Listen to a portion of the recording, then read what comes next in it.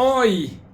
hoy es día de las chingaderas de la semana, que créanme ustedes, representa uno de los desafíos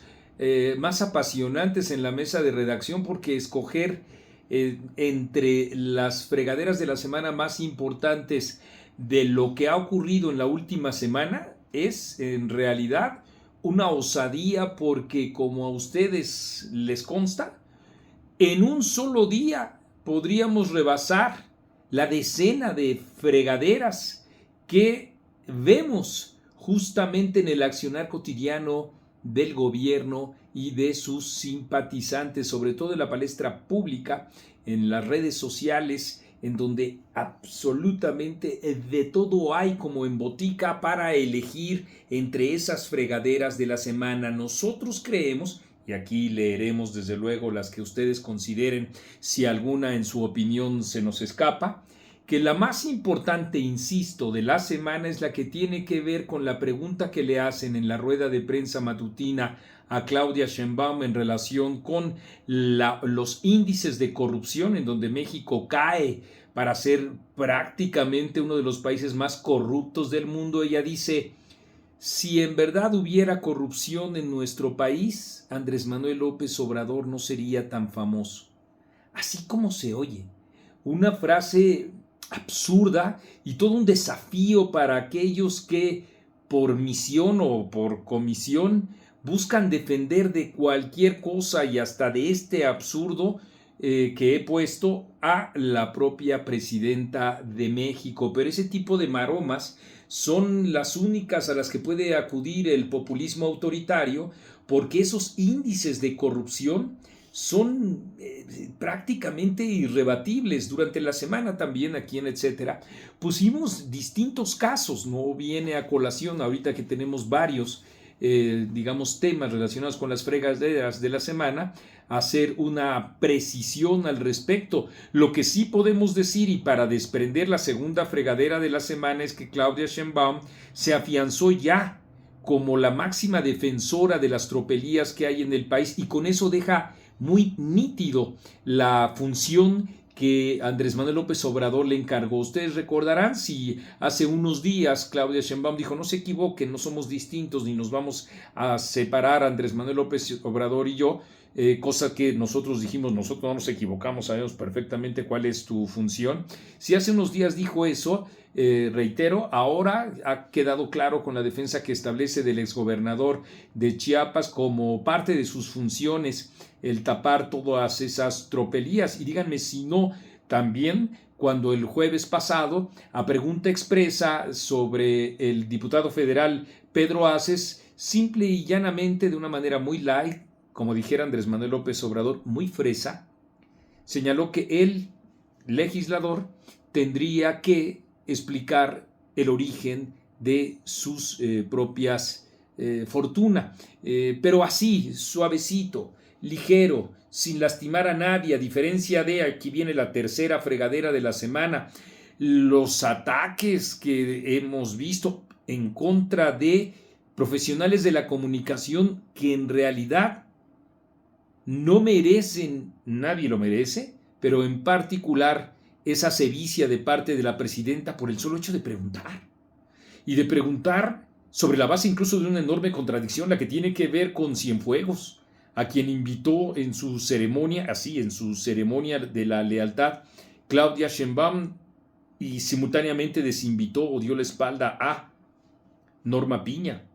Ese tipo de preguntas tampoco las voy a pormenorizar hoy. Ustedes en su momento, y también pueden acudir a la memoria de esta plataforma, lo revisaron,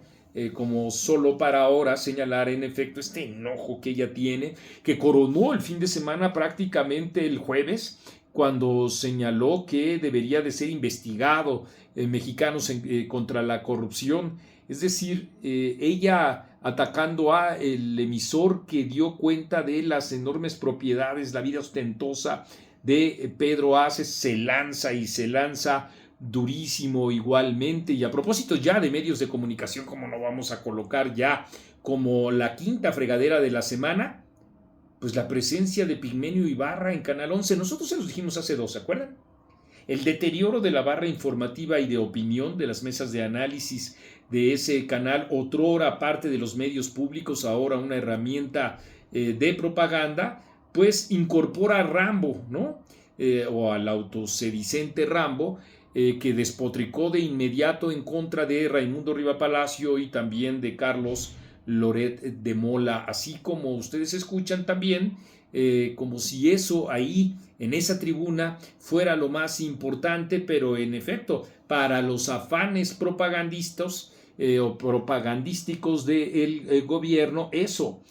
claro que es importante y nosotros estamos sufragando con nuestros propios recursos. Ahí queda perfectamente claro. Otra fregadera de la semana que tendríamos que incorporar una sexta, la que tiene que ver con Adán Augusto, que le preguntaron sobre el baño de sangre que hay en Tabasco y él dijo: yo no tengo opinión.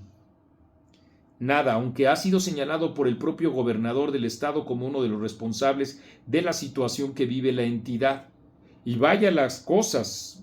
horas después, a la séptima fregadera de la semana que tiene que ver al legislador tabasqueño teniendo una opinión, pero una opinión, digamos, a partir de estar en horas de trabajo, en momentos en los que tendría que estar legislando,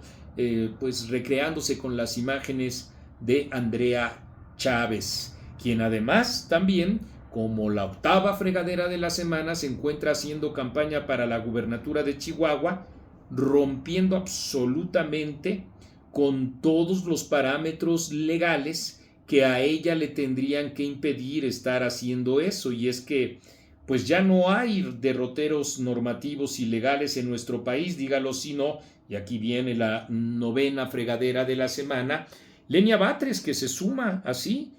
como se oye, a dos cosas. Primero, a la bandera de la transparencia y a la extorsión en contra de Ricardo Salinas Pliego. Ella, una ignorante a ojos vistas de la propia ley, ella, una porra, es la que tendría primero que entender que lo que ella hace es extorsionar a el presidente de Grupo Salinas, y también, por supuesto, que ella debería asumir o debería entender que la transparencia tendría que comenzar con ella misma para que nos explicara cómo es que renta o paga, vaya usted a saber, no lo informa ella, camionetas de superlujo, paga boletos, estancia en distintos lugares del país en donde hace campaña también